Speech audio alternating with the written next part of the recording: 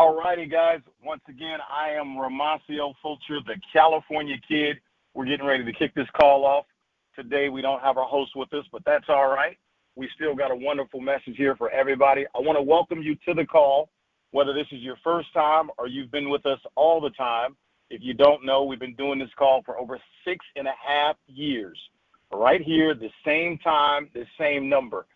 Guys, just real quick as a point of announcement, we want all of you to know that what this call is really about, because we get so many messages from people throughout the weeks that are just really excited about this call. And sometimes we've had people give suggestions in terms of topics and things that we can share and talk about. I want to just make clear this week that what this call is really about, guys. The name of the call is called Networking Wisdom, all right? Wisdom is something that I just have a special, it has a special place in my heart, just wisdom. And if you don't know what wisdom is the ability to discern difference. Wisdom is the ability to discern difference. Difference in a moment, difference in people, difference in things, difference in perspective. Wisdom is the ability to discern difference. And that's just one of the gifts that I've always, since I was younger, it was something I was always interested in. And so it was only fitting that we named this particular call Networking Wisdom. Now, we do it on Sundays, and we call it Keep It Pro or Keep It Professional. And that's what we tend to do. Now, there are two specific things that you're going to notice from a Sunday to Sunday that we often talk about. Some Sundays, you're going to jump on here, and you're going to hear us. We're going to be training and teaching one of the specific skills that you need to get yourself to the very top of whatever business it is that you're promoting. Yes, we do that. So from time to time, you'll jump on the call, and you'll notice we're actually teaching a specific skill, because you do need skills to get yourself up that hill. Absolutely, you do. And so we can get very we can get very specific on a specific topic from time to time. Other times you'll jump on like today, and we're teaching a life skill. And the reason why we teach both specific skills and we teach life skills is you need both of those on your entrepreneur journey. You're going to notice that as you grow as an individual, and when we talk about growth, we're referring to as you grow both mentally, as you grow emotionally, as you grow skillfully, as you grow spiritually, you're going to see that everything around you, both personal, health life, relationship life, business life, everything else, everything around you is a reflection of you. Now, look, I'm not here to preach to you or anything like that, folks, but I'm here to kind of spell it out to you. It's not that hard when you understand where to look. You know what I mean? As you grow, okay, and what is growth? Please define growth. Let's get an understanding of what growth is. Growth is nothing more than your perspective shifting or changing about a particular matter. Let me say that again. Growth is nothing more than your perspective shifting or changing about a particular matter, a particular issue, a particular thing. And as your perspective, mindset, that's what we're talking about. As your perspective changes, then your thoughts will change. Your actions will change. Your you know what I mean? Your words will begin to be different. Man, listen, we can end the call right here. Just on the introduction alone, it really tells the tale about what this call is about. Now, listen, let me give you the good news. We do this call absolutely free. We don't charge you anything. We've never in 6.5 years asked anyone to pull out a credit card and pay for anything. We've never, we don't talk about company names. We don't talk about company products. This is a safe and neutral environment. As the man says, come one, come all. This call is open to everyone. These calls are always recorded, so you can listen to the replay. Let's say you're at a barbecue, you can't hear me, or you can't hear the call. No big deal. Just pick up the recording. You can go to the website, or you can go to us on YouTube, Romacio Fulcher at YouTube. That's where we're at, and you can listen. You can listen to it all night long. We have people that listen domestically, but what really keeps this call going is all of our international listeners. It amazes me, all the people in various countries that, all the way to the Philippines. We got people picking up this call, throughout the week. Oh, my goodness, Romacio, did you upload the call? I missed it this week. I got to hear it. It's just amazing to me to see how many people have been blessed with this particular call that we've been doing for the last 6 years. Now, there's only one thing or one request that we ask of each of you that is listening to this call. There's only one thing that we ask of you. Hold on one second, guys. I just got an old school friend here. I got to give him some love. We're on the golf course. What's up, man? How you doing, boy? Good to see you, man. I like seeing your picture, you and your wife. You hitting them all right? All right, man. Let me see something. I'm watching you. Good to see you. See, I'm on the golf course doing this call. How's that sound? See? Anyway, there's one particular thing, guys, that we ask of each of you guys. There's only one thing. What we want you to understand, we ask you to subscribe to the philosophy that we do this call under, and that is, we believe what we make happen for others, God will make it happen for us. Listen, this is where I get real serious, right? I want you to understand that introduction and everything else I just said, it falls on a principle. And the principle is, none of us that are listening to this call, including myself, none of us are perfect, guys. We all have imperfections. Is this a breaking news? We all have imperfections. Nobody listening to this call is perfect, okay? And we all, number one. Number two, everybody listening to this call has challenges or trials and tribulations. You will go through things in this lifetime. Yes, you will, baby. I know you've been hiding amongst the trees. Some of y'all been hiding in the weeds, thinking that you're trying to hide away from trouble and you're not talking to nobody. You're not interacting with nobody. You're thinking that, well, you can hide. No, you can't. I'm sorry. You don't get to get out of this thing called life without any heartbreak. I'm so sorry. I'm so sorry to tell you. But the heartbreak is by design. God, in the Bible, the book of James, God said, He, the Lord, creates good and He creates evil. Okay? So I'm letting you know that we don't get to get out of here unscathed, without any heartbreak. But here's the good news. Even though none of us are perfect, we all need to know that the way that you make it to the next level in your life, don't you want to get better? Don't you want to be better? Don't you want to have better? The way to make it to the next level in your life is a simple 2-year-old answer that I'm about to give you. It comes down to you giving. You giving. That's right. Believe it or not, you are a part of the puzzle. That's right. You, my friend, are a part of the big picture of this thing called life. You. And that's why we have that philosophy. We say, what we make happen for others. In other words, I love how my mom used to say it back in the day. She said, listen, on her worst day that she was having, she would try and go out and make someone else's day. In other words, there you are going through misery, pain, frustration, anguish, whatever it may be. And what we're saying, the way out, somebody write this down. Please grab a pen. The way out of your situation, believe it or not, is you contributing, you giving something to someone else. Now, let's talk about that real quick before we dive in. What can you give? Okay? Some of you have money to give. Okay? Some of you have time to give. Okay? Some of you have treasures to give. All right? Some of you can give a smile. Some of you can give a compliment. Some of you can just give a hug to somebody. What we're saying, some of you can give a compliment. Some of you can give patience. Some of you can give forgiveness. Come on, guys. Don't let me spill this out here. In a minute, I'm going to pass around a collection plate if I keep going at this rate. Okay? What I'm saying here, guys, is what you make happen for others, God is going to make it happen for you. I just want you can hang up the phone right now, and you served your purpose today being on this call. Just for someone to remind you that your way out of whatever situation you're in, your way upward comes down to you giving. It sure does. What you make happen for others, God is going to turn right back around and actually make it happen for you. All right? We ask you to believe in that principle, that philosophy. We ask you to subscribe to it, and we ask you to share it. Right?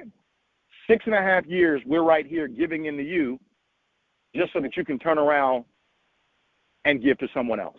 That's all we want. That's it. We don't want no credit. We don't want no fame. We're not looking for more followers. We're not looking for more. No. We're here trying to teach a principle.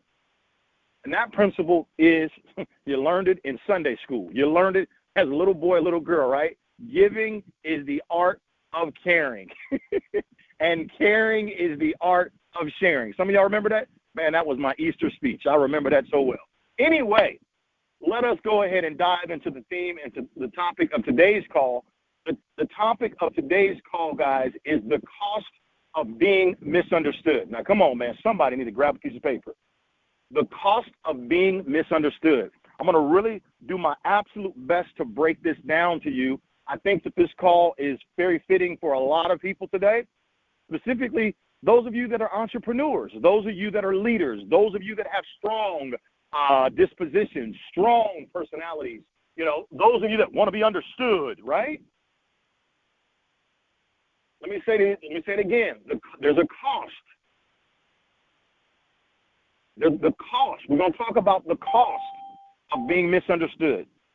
There is a cost of being misunderstood. In other words, oftentimes when you are very strong in your belief system, when you are very very routine in whatever it is you do, there is a cost of being misunderstood. What is the cost? The cost is there will be people that will not understand your mission. They will not understand your cause. They will not understand your routine. They will not understand why you do what you do. You will be misunderstood. When you have giftings and power inside you and insight and wisdom, there will be people that misunderstand you. So if you're looking for everyone to agree with what it is that you have to say or your belief or your perspective, guys, I want to give you a newsflash. You will never find that. You will never find that everyone will agree with you. Let's take this back from a spiritual perspective. We know the name Jesus, and we know that Jesus came to save the lost and found. He came for 33 years in human form to show us how to live by an example, right? He gave us an example. And we all know how many people Jesus died on the cross for being misunderstood. They didn't understand him. And that's why on the cross, Jesus said, Father, please forgive them, for they know not what they do. So if Jesus was misunderstood, that goes to tell you that you, my friend, you are going to be misunderstood on your journey. Everyone's not going to agree with you. Everyone is not going to see it the way you see it. You are going to have to stand strong and understand that your mission, your purpose that you're trying to fulfill, not everyone is going to understand. I remember for 15, 16 years of my life, I was a distributor in various different network marketing companies. And I certainly enjoyed myself. I'd love to say that I left my mark for sure. And I'm definitely going to return to network marketing sometime in the near future as a founder of a company. Never again as a distributor, but as a founder. That's right. I'll be the owner. We will set the tone, and we will go out and do our thing, right? But I can tell you, in the time of being a distributor, I got to tell you guys, it felt like I was a salmon swimming up a stream, because it felt like majority of the people that I would talk to about the business and the concept and the products and so forth and so on, majority of the people, it's not like everybody loved network marketing. That's not true. There were many of people that had a misunderstanding of network marketing. They didn't like it. They didn't like the business model because of the way that maybe something had happened to them, or the way that when they had participated in it before, the way that things had gone for them. And so they had a distasteful opinion about network marketing. And so because they had a distasteful opinion about network marketing, and there I was a part of network marketing, what did that mean? That means there were some people that misunderstood me. But I really loved, and to this day, I love the concept of network marketing. I love it. There are things about it I don't like, but overall, I love it, because the only way one man or woman can make money, they have to help someone else make money in their organization. So the only way that one man or woman can elevate to the next level or be promoted is they have to help someone else get promoted. And that concept, guys, I love it. I don't like it. I love that concept. That means reach one to teach one. And I love that concept, right? I love that concept. I'll always love that concept because it forces you to go out and help in order to be promoted. Not trick people, but go out and help people. So when you're making your 20, 30, 40, 50, 100,000, $200,000 a month, whatever it is that you end up making, to me, that is worth a celebration because that means you have people, a part of your organization that you had to help them make a lot of money in order for you to make a lot of money. I just love that concept because it's centered around helping other people. And that's what I'm about. I like that. So again, but to shine the light back on our topic, there's a cost that you will be misunderstood. There's a cost. You will be misunderstood as a leader. Now, some of you, I just gave you an example of my time there, my tenure as a network marketing distributor. Some of you may be leaders in your own company that you work for, whatever job you have. And, there you have, various different employees. This is going to be good. You got various different employees that work, I hate to say beneath you, but you're their boss, okay? Or you're their leader. And they don't like your style of leadership. They don't like the way that you handle various different things. And they get to talking bad about you because they misunderstand you. You see, this is what I want you to understand. Listen carefully. Write this down. Not everybody came from the place you come from.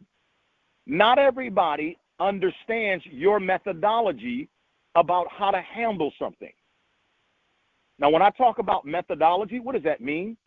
Maybe perhaps your choice of words, maybe your tone, maybe your energy on how you deal with a particular thing. Not everybody's going to understand you.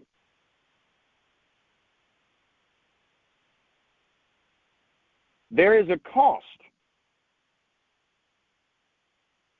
of being misunderstood. And that cost, I want you to know, is real. There will be somebody that says, hey, I don't care for her, or I don't care for him. He's not my cup of tea. And I want you to know that this is real.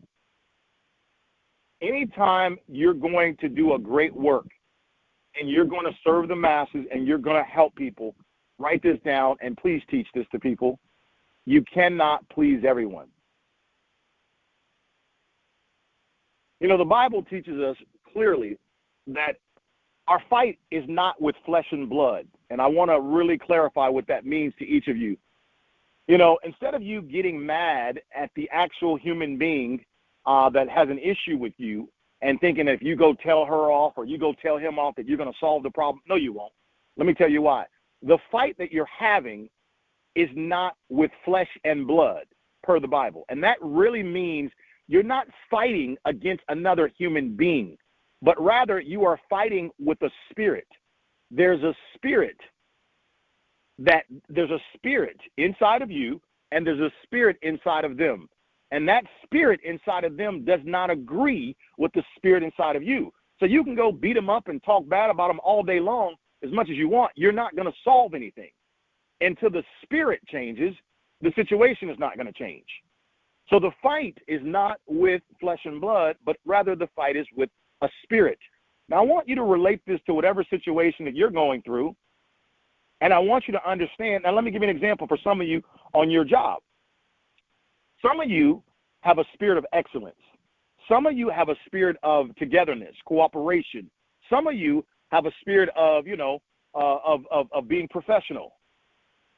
And then there's other people that you may work with, and they have a spirit of pettiness or a spirit of unprofessionalism or a spirit of gossip, right? And to some of you, that is very irritating. It's very frustrating that, that you're just like, I can't stand working around these people because they're very unprofessional. They love to gossip. They love to just create havoc. They're just very, very tacky in the way that they do things. And, oftentimes, you may think, well, if I go talk to them, that's going to change things. And sometimes, look, I applaud the effort in wanting to go talk to a person. But see, when you go talk to a person, and your goal is to kind of share with them perhaps a better way of acting or thinking about a particular issue or a matter, that person that you're talking to, they have to be in the right place to hear what you have to say. Let me say that again. The person that you're talking to has to be in the right place to hear what you have to say. So one of the things that I want to suggest to all of you listening as a way of handling this is for two things. Number one, prepare yourself to know that if you do decide to go talk to that person, I want you to prepare yourself that there is a strong possibility that they may not change. I want you to prepare yourself that there's a strong possibility that they may not change. Number two, I want you to learn how to pray about the situation. Ask God to give them a different spirit. Ask God to reveal to them in their spirit that their ways are not professional. Their ways are not pleasing. Their ways are not helpful. Take it to what we call spiritual court. The greatest revelation is that someone can ever receive is when they get a revelation about themselves. And that's nothing more than when God or the Holy Spirit will reveal to an individual, he will reveal it to them. So therefore, they have no one to be upset with. It's like a self-actualization, or what we call a self-realization, where it's been revealed to them. Ask God to reveal to them some things that's got to shift or change. And that way it'll take part of the pressure off of you. Because the fact that you want to talk to them and you may meant well, I guarantee you, most oftentimes, they're going to be very defensive. They're going to get very defensive. Whether you know it or not, they're going to be like, who do you think you are telling me about myself? You ain't my mama. You're not my daddy. This is how they're going to feel most, and it's just a sign of immaturity. But people that are adults, a lot of people are very immature. They don't like to take correction from someone. It takes a very mature person. I want you to write this down. It takes a very mature person to be able to accept some correction from another person. It's sad, but it's true.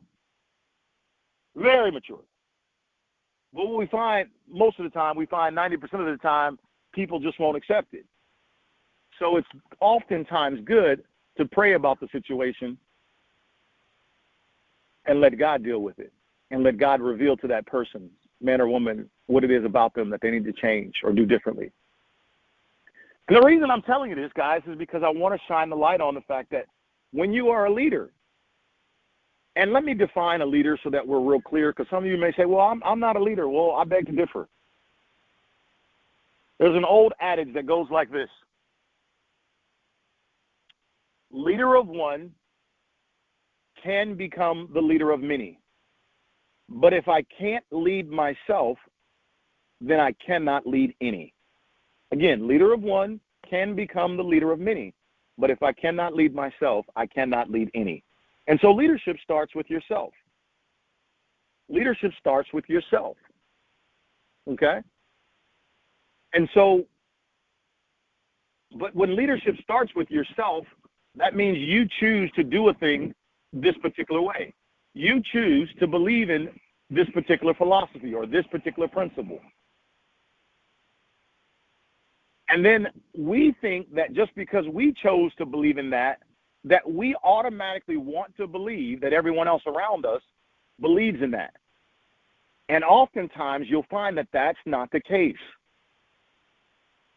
And this is when you begin to act out your belief, or you begin to speak about your belief, and then this is when all of a sudden the arrows and the darts start being fired at you. Because now people misunderstand you, and they begin to speak bad about you, and they begin to say bad things about you, or they begin to, kind of hold you in a negative light because they don't understand you. And the worst thing you can do is to try and go on a crusade to get everyone to understand you. Everyone is not going to understand you. Everyone is not going to understand why we do this free call for 6.5 years for an hour on Sundays. They're not going to understand it. The worst thing you can do is to go out and try and preach and profess to the whole world why you do what you do so that you can be understood. It's not going to happen. There will always be spirits out there that say, what does she want? What does he want? Oh, he's just trying to get more followers, or she's trying to do this, or he's trying to. There will always be people that misunderstand your mission, your purpose. That will always be the case. Now, am I telling you to have a spirit? Am I telling you to not have a spirit of trying to improve and get better in life? Absolutely not, folks. I'm telling you, you should always have a spirit of what can I do to be better? How can I be better? How can I make it better? You should always have a spirit of trying to improve. Constant and never-ending improvement. Write that down. C-A-N-I. Canai. Constant and never-ending improvement. You should always. You should always believe in constant and never-ending improvement. You can always better your best. So I'm not just telling you to say, hey, man, this is me, take it or leave it, guys. Now, that's the wrong attitude. But I also am telling you, even as you're trying to improve, don't improve so that you can try and please everyone. Don't let that be your goal, because you'll never please everyone. Improve because you want to get better. You believe in getting better. There's always a better way to do a thing. You can always make something better. But I'm also, in the same breath, I want to make clear to you that there will always, anytime you have a strong mission, a strong purpose, you will always be misunderstood. And you're going to have to learn, folks. You're going to have to learn to be okay with that. You're just going to have to learn to be okay with that. There will be people to say, well, why does he do it that way? Where is he going? And what is he doing? And blah, blah, blah, blah. And da, da, da, da, da, da, da. There's always going to be people that have a bunch of chatter. Let them talk. Let them talk. I like to say it this way. If everyone does what they're supposed to do, we will all be just fine. Now, what does that mean? Let the haters hate and let the players play. I love when I say that. If everyone does what they're supposed to do, we all will be just fine. Once again, I said, let the haters hate and let the players play. You know, I'm a player.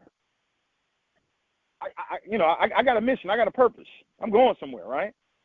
Romacio, you just focus on do what you're supposed to do, and that's it. Don't worry about nothing else. Everything else will take care of itself. All the haters, they're going to hate. They're going to criticize, and that's what they're going to do. That's what they're supposed to do.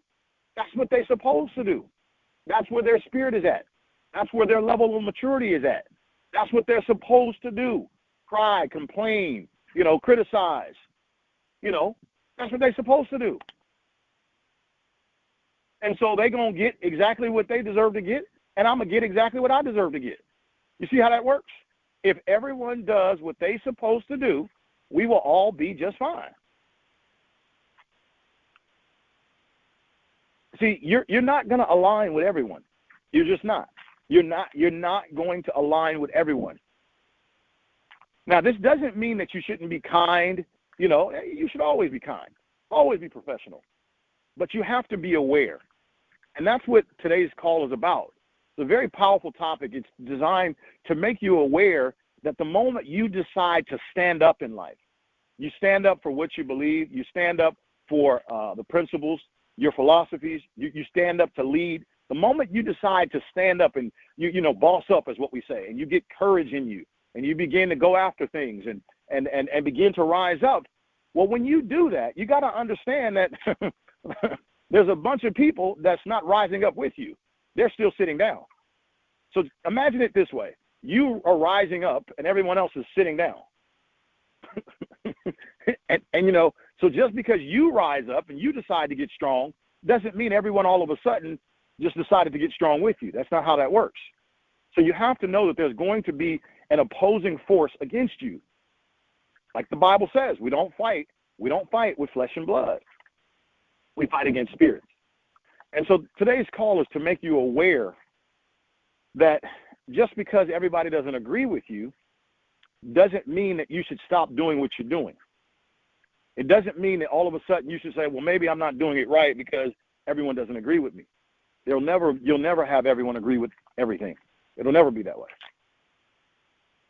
So now, last topic I want to talk about, last point I want to make on this topic here, because again, this is a pretty straightforward call, but the last point I want to make about the cost of being misunderstood. Will there be times as a leader that maybe perhaps you were a little strong and how you said what you said? Maybe you were a little too abrasive. Maybe you were a little too tough. Maybe you were, a little too forceful. Maybe you were, as they say, a little too gangster on how you handled that thing. Are there times when you kind of, as a leader, can cross the line? Yes, there are. I want to give you a spiritual example before I give you a natural example. It reminds me of Moses in the Bible.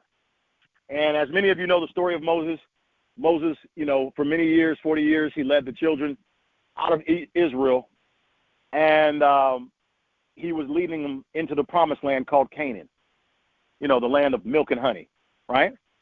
Basically, he was leading them from the dark to the light. And long story short, God had told Moses that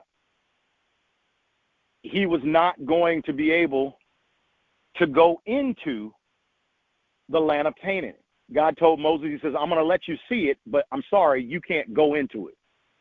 In other words, he chose Joshua. When Moses died, he chose Joshua to finish the job. And Joshua was the one who actually took the torch and led them into Canaan. But like I said, for 40 years, Moses was the leader. He led them. But because of Moses, there was something he did. And I want you to listen to me and hear me well. One day, Moses, he said to the children of Israel, he hit the rock with a stick, and he said, drink, you rebels. And he had called them rebels. He was frustrated. And I want to paint this picture very well. He was leading thousands of people.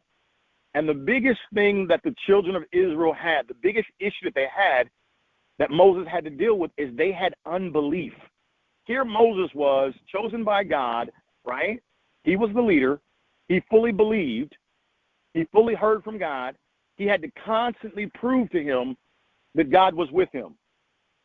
And as Moses proved that to them, the children of Israel would follow Moses, and they did. But he constantly had to keep dealing with the spirit of unbelief. Imagine taking 5 steps forwards, and all of a sudden they want to take 6 steps backwards. And there you go, take 5 steps forwards again, and they want to take 6 steps backwards again. He constantly had to deal with the spirit of unbelief. And so obviously, like any human being, sometimes you get frustrated about dealing with the same matter over and over and over and over again. Like, when are they going to get it? When are they going to finally understand? Have you ever said that to yourself? When is she going to finally get it? When is he going to stop doing that? When are they going to finally, right? And one day he kind of lost his cool, Moses, and he said, drink, you rebels. And because of that singular thing that he did, it really, really upset God.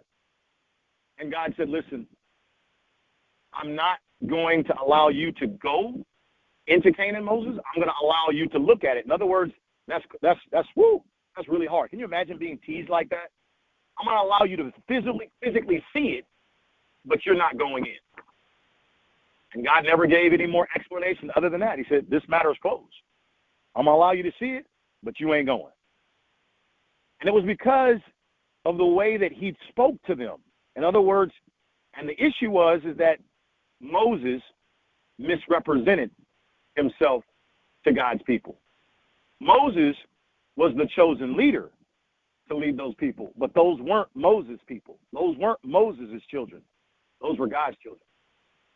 And so what am I saying? I'm saying, number one, in a spiritual sense, that there is a time that as a leader, that sometimes we can be a little too abrasive about a matter. And so in one breath, I'm saying, yes, there is a cost that you will be misunderstood as you are a leader. That is true. But I also don't want to give you a pass to hold up a 45 caliber gun and say, hey, listen, you better follow me or else I'm going to shoot you. And I understand I'm exaggerating, but I want you to understand my point. I want you to understand that there is a point where maybe you cross the line. Maybe you are being a little too abrasive about the matter. Ask yourself, is there a better way that you can accomplish your mission, your purpose? Is there a better way? And you want to take in mind that even though the people aren't doing what it is you want them to do at that particular moment, or perhaps maybe they don't see it the way that you see it, maybe they are a little immature while you are mature about the matter. Maybe all that's true. But I want you to ask yourself this one question. And maybe they are testing your patience. Maybe they're testing your patience. But I want you to ask yourself this question. Imagine how patient God has had to be with you. See, you see that right there? Just that one question. Imagine how patient God has had to be with you. See, this is why God didn't like it when Moses said, drink, you rebels. Now, here he was, Moses, in a position of authority, and now he's demeaning or speaking down to the very people that he's no better than.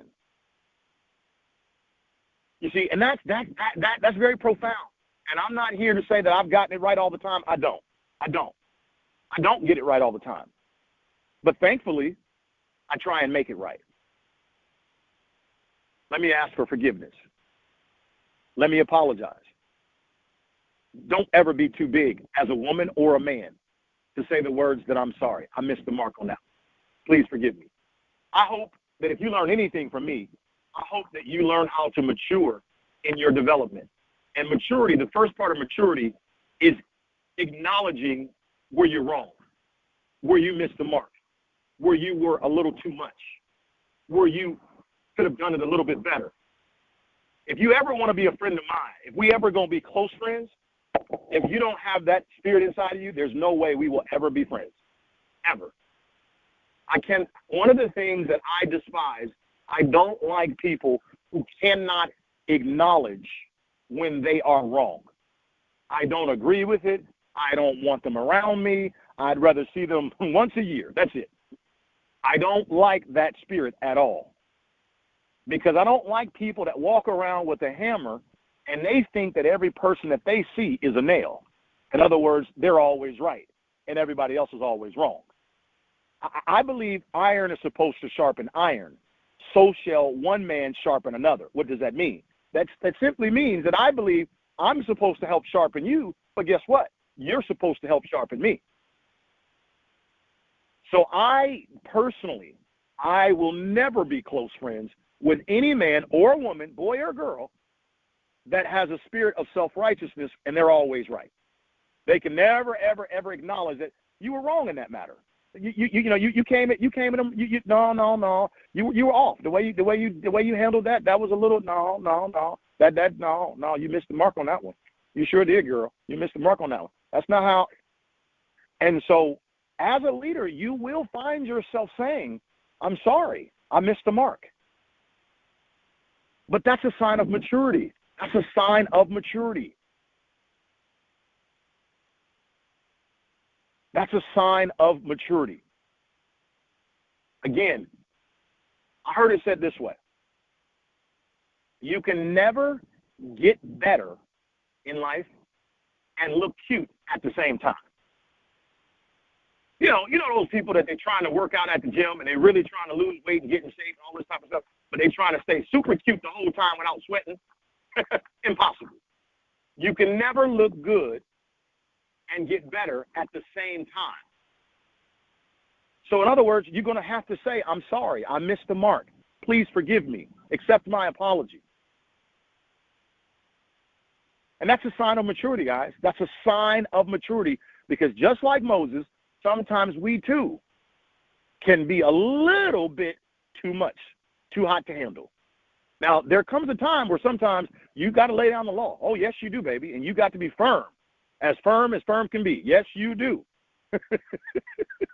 Yes, you do. There's a time when you have to lay down the law. I remember as a little boy, we would act up in the grocery store. My mother and father have a belief, a philosophy that used to say, hey, listen, wherever you do it, that's where you're going to get it. I remember I got spanked many a times in the grocery store on aisle number 6. I sure do.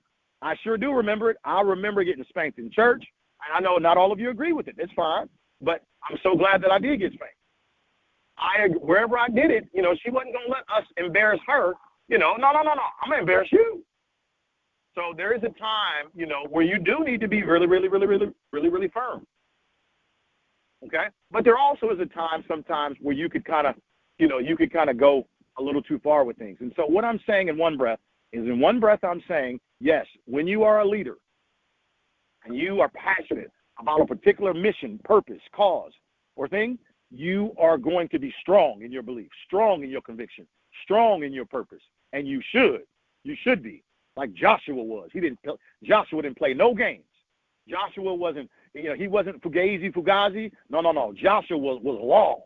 He didn't give you 2 chances. You had 1 chance, that was it. He didn't play no games. Woo! Sometimes I always say to myself, Romacio, you need to go into your Joshua mode.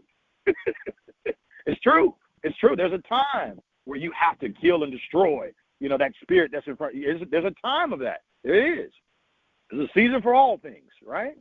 That's true. But in another breath, I am saying, when you are dealing with people,